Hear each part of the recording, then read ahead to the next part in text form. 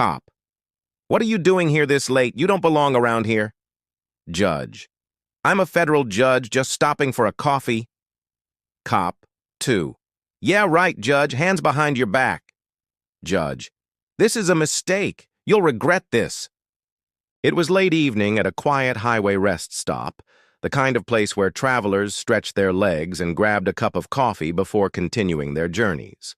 The sky was dim, streaked with the last blush of sunset, and the hum of trucks idling in the parking lot mixed with the chirp of crickets. The rest stoplights buzzed overhead, casting a pale glow on the pavement. Inside this ordinary setting stood Judge Marcus Hale, a respected federal judge who had spent decades upholding the law. He was dressed in a simple suit, his tie loosened, his face weary from a long day of hearings. Marcus wasn't a man who flaunted his title. He carried himself humbly, preferring not to draw attention. All he wanted was a few minutes of quiet, a steaming cup of coffee, and a chance to stretch before driving home. As Marcus walked back toward his car, cup in hand, headlights swept across the lot. A police cruiser rolled in, its sirens silent but lights flickering faintly. 2 uniformed officers stepped out, their postures sharp and their eyes scanning like predators looking for prey. They weren't looking for trouble, or at least that's what they would later claim. But the truth was, they saw Marcus, a tall black man in a rest stop parking lot late at night. Their assumptions were immediate, their biases unhidden. "Evening," one of the officers barked, his flashlight cutting across Marcus's face as though he were a suspect. "What are you doing out here?" Marcus paused, startled. He wasn't used to being addressed like this, at least not since he had earned his position. Still, he kept his voice calm. "Just stopped for coffee, officer. Heading home." The second cop circled slightly, eyes narrowing as if studying Marcus's every movement. "Home, huh? Pretty late for that. You got ID?" Marcus set his coffee on the roof of his car, reaching carefully for his wallet. His tone remained patient, though inside, frustration stirred. "Of course. I'm a federal judge. My name is Marcus Hale. You can check." The first officer let out a short laugh, shaking his head. "A federal judge? Out here? At a rest stop in the middle of nowhere?" He smirked at his partner. "That's a new one." Marcus extended his ID, but instead of respectfully verifying it, the cop snatched it roughly, as though Marcus had no right to hold such credentials. He barely glanced at it before shoving it back. "This doesn't prove anything," he snapped. "Looks fake to me." Marcus drew in a steadying breath. He'd dealt with hostility before, but there was something sharper in their tone tonight, something more dangerous. The cops weren't just suspicious, they were looking for dominance. "Officers, I assure you, I am exactly who I say I am.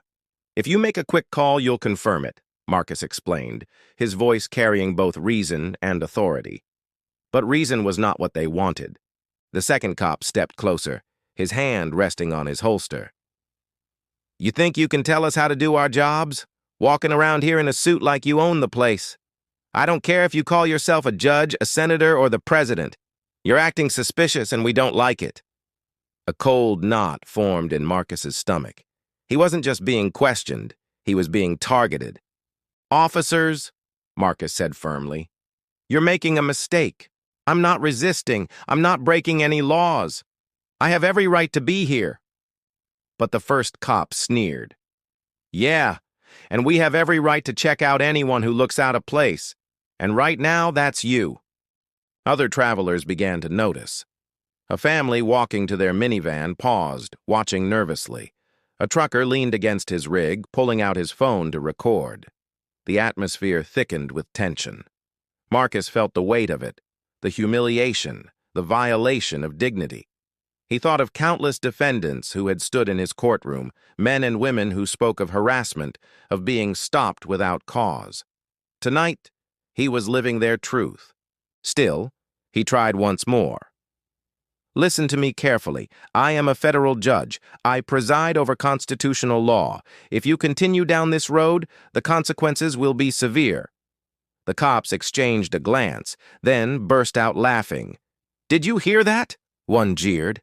Consequences? You threatening us now, Judge? Before Marcus could respond, rough hands shoved him against his car. His coffee tumbled to the ground, spilling across the pavement. Cold steel cuffs snapped around his wrists. You're under arrest for obstruction and resisting, the officer growled, though Marcus had resisted nothing. Marcus struggled to keep his composure as the metal bit into his skin. He wasn't just furious, he was deeply aware of the irony. A judge, a guardian of the law, now handcuffed and humiliated by those sworn to uphold it.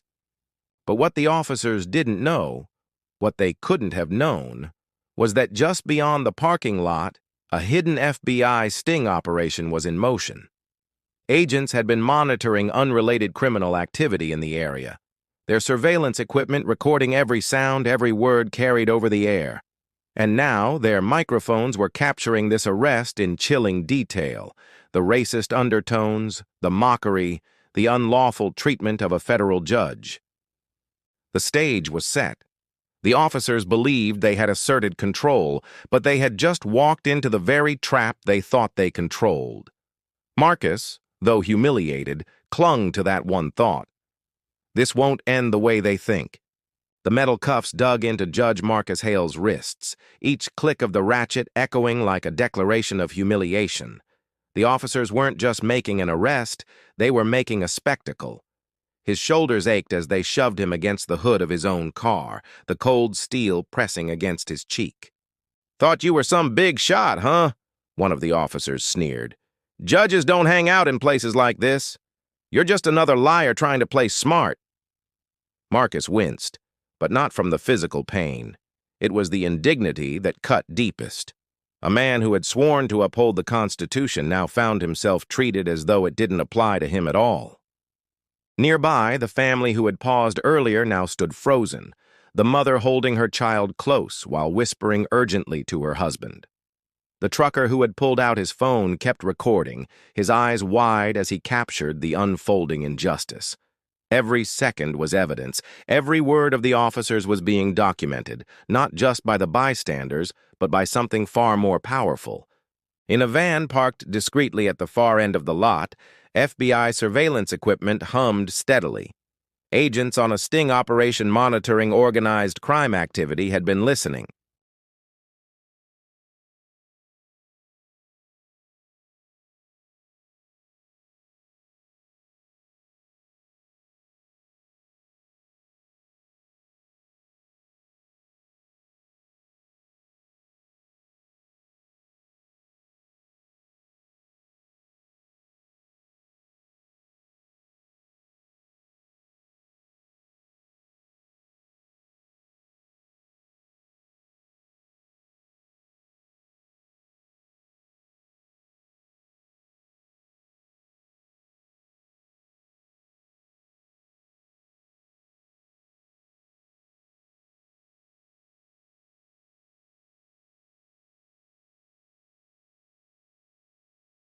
Back in the parking lot, Marcus tried once more to reason with the officers.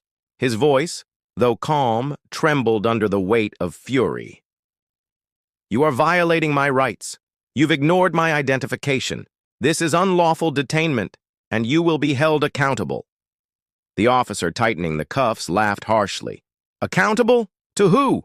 You think anybody's going to believe a man like you over us? The second officer leaned in closer, his tone laced with venom. Out here, our word is law, and you're nothing but trouble. The words stung, not because Marcus believed them, but because he had heard echoes of them in countless testimonies from people who had stood before his bench. Tonight, he wasn't the judge. He was the accused. The bystanders shifted uneasily. A young man in a hoodie called out, Hey, he said he's a judge. Just check his ID properly. But the cops barked back, Stay out of it or you'll be next. Their intimidation silenced the lot, though the phones stayed raised, cameras rolling. Marcus's mind raced. He could feel his pulse pounding, the fire of rage mixing with the cold dread of vulnerability. But he also knew something the officers didn't. His status wasn't just words. The system they were mocking would soon crash down on them, harder than they could imagine. The officers dragged Marcus toward the cruiser, shoving him roughly into the back seat. His head struck the frame as he was forced inside, and he clenched his teeth to keep from crying out. Inside the FBI van, the supervisor pulled out his phone. "We need to move. That man is a federal judge, and those officers just destroyed their careers." "Sir," the young agent asked, "do we intervene now?"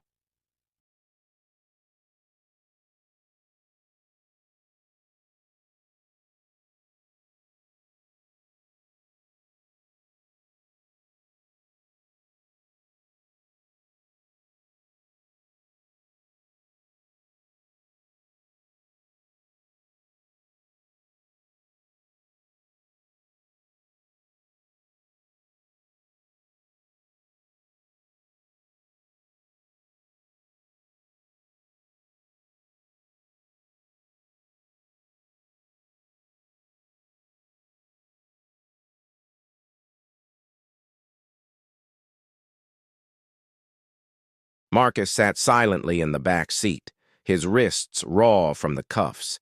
He stared at the cage separating him from the front, his mind replaying the words, "Nobody's gonna back him up." He wanted to laugh, bitterly, because even as he sat there humiliated, he knew the truth.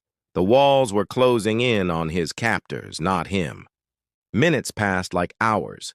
The officers filled out paperwork on the hood of their car, casually jotting down fabricated charges, resisting arrest, obstruction, words they had used countless times before to justify their actions. The FBI recording caught every syllable. Inside the surveillance van, agents exchanged looks of disbelief. "They're writing false charges against a federal judge," one agent said, barely containing his outrage. "Keep it rolling," the supervisor ordered. "This is evidence. The Justice Department will eat this alive." The rest stop was no longer just a pit stop for weary travelers. It had become a stage for injustice, with the entire audience holding their breath. Marcus closed his eyes briefly, centering himself.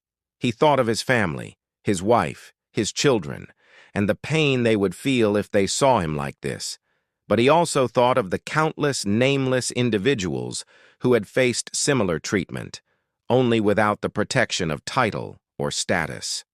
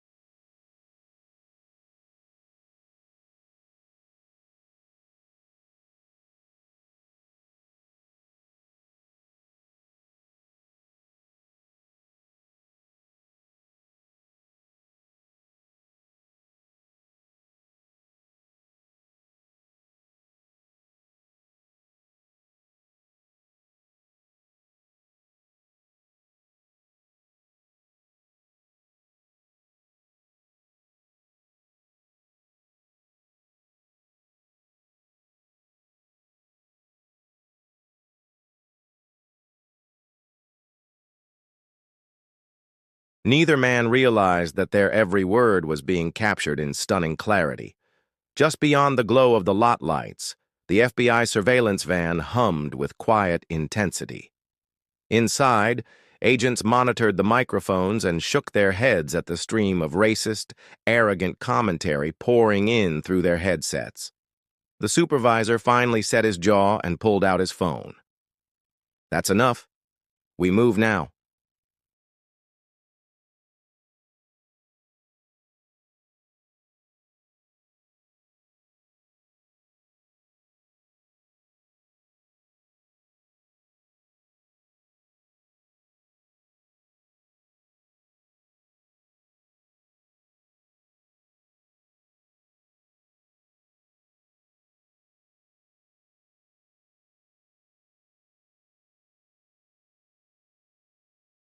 The cops exchanged a look, their earlier confidence flickering with confusion. What's going on here? This is a lawful arrest, one stammered. Lawful? The FBI agent barked. You've just unlawfully detained and humiliated a federal judge. We have every second of it recorded. The words hit the officers like a thunderclap. Their faces drained of color. Judge one whispered, his voice cracking. The rear door of the SUV opened, and out stepped a senior FBI official. His eyes locked onto Marcus, and his expression hardened at the sight of the handcuffs. With a swift gesture, he ordered, "Get those off him now." One of the agents rushed forward, unlocking the cuffs and helping Marcus out of the patrol car.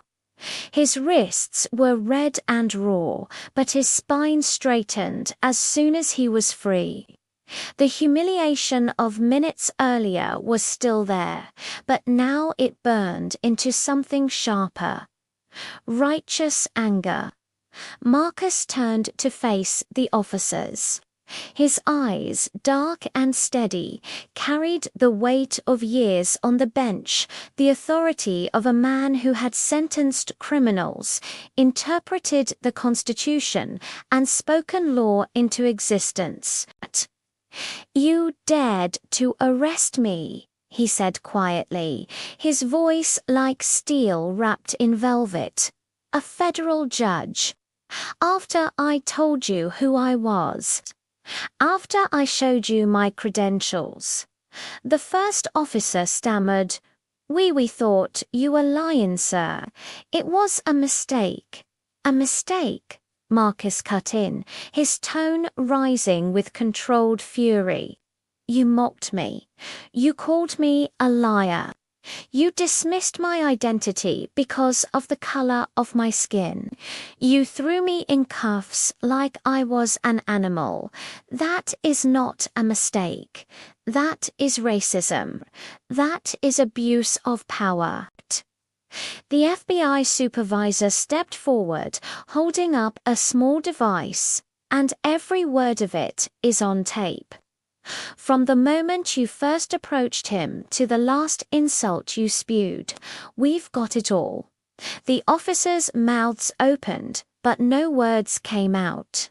Their earlier arrogance crumbled into stammering excuses. "Sir, please, you have to understand." "No," Marcus snapped, his voice slicing through the night air. "You will understand. You will understand what it feels like to be stripped of your dignity. To be judged not by truth, but by prejudice. To have your career end in disgrace because of your own actions." The FBI agents closed in. One officer reached instinctively for his badge, as if clinging to it might save him. But an agent wrenched it from his chest with a single motion. The sound of Velcro tearing away was deafening. "You're done," the agent said flatly. The second officer began to protest, but the supervisor silenced him with a glare. "Save it. The Department of Justice will hear this tape before the night is over. And tomorrow morning the world will know what you did." The weight of the moment settled heavily over the lot. The bystanders, who had been recording with their phones, stepped closer, emboldened by the FBI's arrival. Their cameras captured not just the disgrace of the officers, but the vindication of a man who had been wronged. Marcus rubbed his wrists, his expression firm. He wasn't smiling. There was no joy in this, only the grim satisfaction of knowing justice had turned its gaze on those who had perverted it. He stepped closer to the officers, his words deliberate, each syllable a verdict. "You thought I was powerless. You thought I was just another man you could push around, but I am a federal judge, and you are nothing more than bullies with badges. Tonight, your career's ended, and it was your own mouths that destroyed you." The officers lowered their heads, shame and fear finally overtaking them. The FBI agents led them toward the SUVs, their wrists now cuffed in the same steel they had so carelessly clamped on Marcus. The irony was brutal, poetic even. The hunters had become the hunted. As the engines roared to life and the disgraced officers were driven away, Marcus stood tall under the buzzing lights of the rest stop. The sting of humiliation still lingered, but now it was eclipsed by something greater. The certainty that justice, though delayed, had not been denied. The FBI supervisor approached, placing a respectful hand on Marcus's shoulder. "Judge Hale, I promise you this will not be buried. The recording is airtight. Their words will hang them." Marcus nodded slowly. "Good, because this isn't just about me. It's about every person who doesn't wear a title, who doesn't have power to defend themselves. Tonight, we send a message." The supervisor's eyes met his understanding, and it will be heard loud and clear. The night air seemed to crackle with that promise. The bystanders dispersed, whispering about what they had witnessed. The rest stop returned to its ordinary hum, but nothing about this night was ordinary. For the officers, their lives as they knew them were over. And for Marcus Hale, the experience had etched itself into his soul not just as a personal violation, but as a testament to the battle still raging in the heart of America. The federal judge, now restrained and humiliated, felt the cold metal of the handcuffs cutting into his wrists. His tailored suit jacket, once a symbol of authority, was wrinkled and dirty from being shoved against the police car. The flashing red and blue lights painted the rest stop in harsh strokes, turning an ordinary night into a nightmare. "Thought you were slick, huh?" one of the officers sneered, tightening the cuffs unnecessarily, claiming to be a judge. "That's a new one. Usually they say doctor, lawyer, or preacher. But judge, that's bold." The other officer laughed, pulling the judge's wallet from his pocket. He flipped through it carelessly. "Hey, look at this.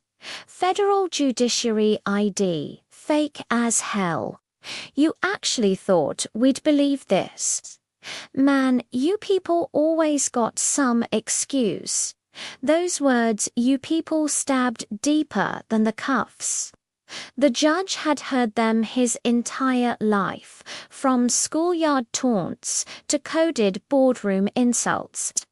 But here, from the mouths of officers sworn to uphold the law, they dripped with contempt, fueled by unchecked power. He remained calm, though his heart raced. "You're making a grave mistake," he said, voice steady but firm. "I am a sitting federal judge. I advise you to check your system before proceeding further." But the officers ignored him. One shoved him into the back of the squad car, slamming the door shut. "Grave mistake. Nah, the only mistake here is you hanging around where you don't belong. What, you planning a drug deal at a rest stop? Don't worry, we'll find out." Inside the squad car, the judge felt the sting of humiliation. The seatbelt was twisted. The interior smelled of stale cigarettes, and his hands throbbed. He thought of his family, his wife waiting at home, his children who believed their father was untouchable in his robe of justice. What would they think, seeing him treated like a criminal? What the officers didn't realize was that their every word, every action was being captured. Not only on the smartphones of horrified bystanders who had started recording the scene, but also on a concealed FBI surveillance unit parked nearby. The Bureau had been monitoring a separate sting operation, and their sensitive audio equipment picked up the escalating abuse in chilling clarity. One bystander whispered into her phone as she recorded, "Oh my God, they just said he's lying about being a judge. They don't even know. This is gonna blow up." Another man shouted from the edge of the lot, "Hey, that's Judge Carter. I've seen him on TV." The cops whipped their heads around, eyes narrowing. "Back up," one barked, reaching for his baton. Anyone else interfering gets locked up too, but the crowd didn't back down. They kept their cameras rolling, emboldened by the injustice unfolding before them. Inside the patrol car, the judge closed his eyes. He knew that resistance or anger would only worsen things. Instead, he whispered to himself, "The truth will come out. It always does." Moments later, the officers began a rough search of his vehicle, tossing aside his neatly organized briefcase, scattering important court documents, and even ripping open the lining of his jacket. They treated the entire scene like a personal power trip, sneering at the judge's belongings as though his success was a provocation. One officer held up a gavel the judge kept in his bag as a personal reminder of his duty. "Well, well, well. Look at this little toy hammer. Guess our judge here takes his role play pretty seriously." The laughter between them was cruel, sharp, and echoing through the quiet night. What they didn't know, what they couldn't know, was that several FBI agents were huddled in a van just a few hundred feet away, listening in horror as the wire captured everything. The racial slurs, the mocking, the abuse of authority was all documented. One agent muttered under his breath, "They have no idea who they've just put in cuffs." Another agent, voice tense with anger, said, "We can't blow the sting yet, but the second it's safe, we're stepping in. This is beyond protocol." As the night deepened, so did the officers' arrogance. They talked openly about how they could teach him a lesson. For daring to mouth off, they speculated about what charges to pin on him: resisting arrest, disorderly conduct, maybe even drug possession if they found something in his car. The FBI agents clenched their fists in silence, forced to wait until the operation timing was right. But their microphones captured every damning word. The judge, through it all, remained dignified. He knew his rights were being shredded, but he also knew that his calm composure would contrast sharply with the officer's reckless aggression when the truth surfaced. Minutes felt like hours. The crowd at the rest stop grew restless, their voices rising. "Let him go." Someone yelled, "We know who he is."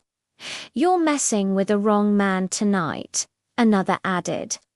The cops tried to push the bystanders back, threatening arrests, but the phones kept recording. Every second of abuse was immortalized.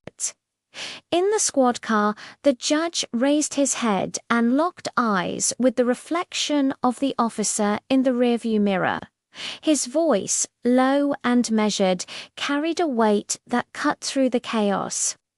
"You don't know it yet," he said, "but everything you're doing tonight is being recorded. And when the truth comes out, it won't be me in those cuffs." The officer smirked dismissively. "Keep dreaming, Your Honor." But deep down, a flicker of doubt crossed his face. That flicker was about to turn into a firestorm. The courtroom was silent except for the steady hum of reporters' cameras. Weeks had passed since that night at the rest stop, but the images and recordings still haunted the nation. Clips of the judge in handcuffs, flinching under the weight of injustice, had been replayed endlessly across news outlets and social media. The audio from the FBI wirer unfiltered, dripping with racist contempt, no room for excuses. The two officers sat at the defendant's table, their uniforms replaced by stiff suits, their once confident expressions now hollow masks of dread. Their lawyers whispered strategies, but nothing could erase the damning evidence. At the prosecution's table, the FBI team presented the recordings. Every word the officers had uttered that night rang out through the courtroom like a bell tolling for their careers. The casual racism, the mockery, the threats, all of it was undeniable. The federal judge himself, now in his black robe, presided over the hearing, not over their case directly, but as a symbolic reminder of the gravity of what had been done. His presence alone carried weight. He had chosen not to recuse himself from public commentary, stating, "When the very system I serve is corrupted by prejudice, silence is complicity."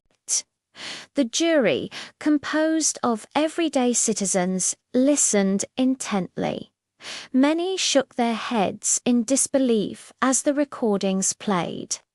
One juror wiped away tears when the judge's calm voice was heard in the background. "The truth will come out. It always does." It had come out, and it was devastating. The verdict arrived swiftly. Guilty on multiple counts: false arrest, violation of civil rights, obstruction of justice, and misconduct under color of law. The courtroom erupted with murmurs as the officers slumped in their chairs. Their careers, their reputations, their freedom gone in an instant. But the story did not end there. Outside, crowds had gathered, holding signs that read "Justice for all" and "No one above the law." For many, the case symbolized something bigger than one judge's ordeal.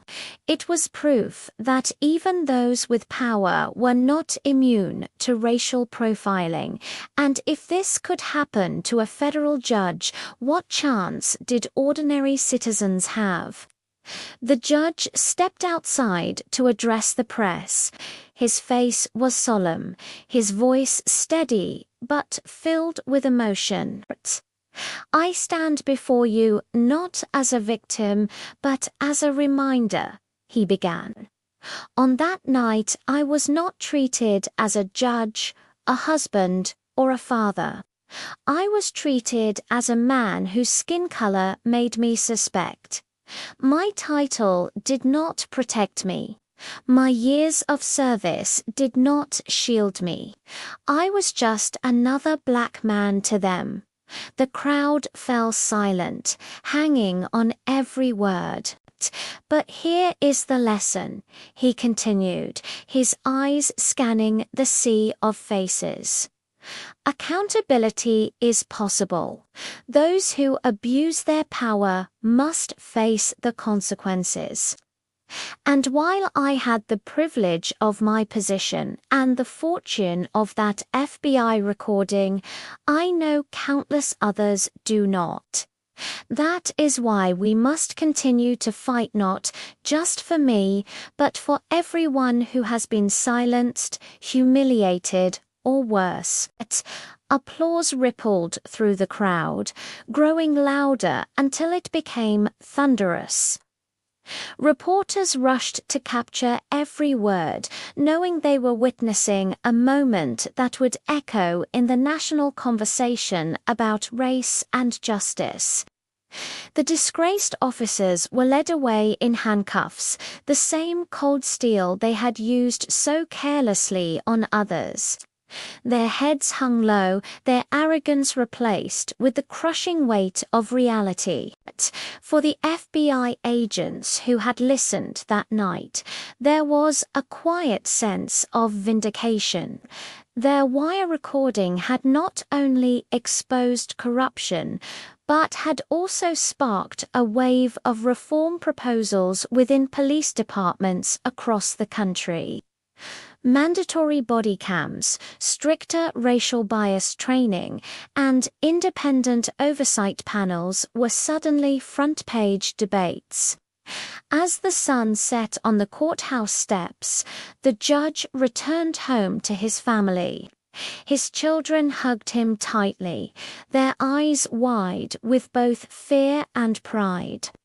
"Daddy, are you okay?" his daughter whispered. He knelt down, pulling them close. "I'm okay now," he said softly, "because the truth came out, and because people are listening." That night, as he sat in his study, he reflected on the ordeal. The humiliation, the fear, the outrage, they were scars that would never fully fade, but they were also reminders of why he had chosen the path of justice in the first place. His robe, draped neatly over a chair, no longer felt like just a symbol of authority. It was a shield not for himself, but for everyone who needed protection against abuse. The story had traveled far beyond the rest stop where it began. It had sparked national outrage, inspired protests, and ignited discussions in classrooms, offices, and homes across America. It had become more than a single incident. It was a mirror held up to a system in desperate need of change. And for the two officers whose arrogance led them to target the wrong man that night, their downfall served as a warning. Unchecked racism and abuse of power would no longer go unpunished. The judge closed his eyes, letting out a long breath.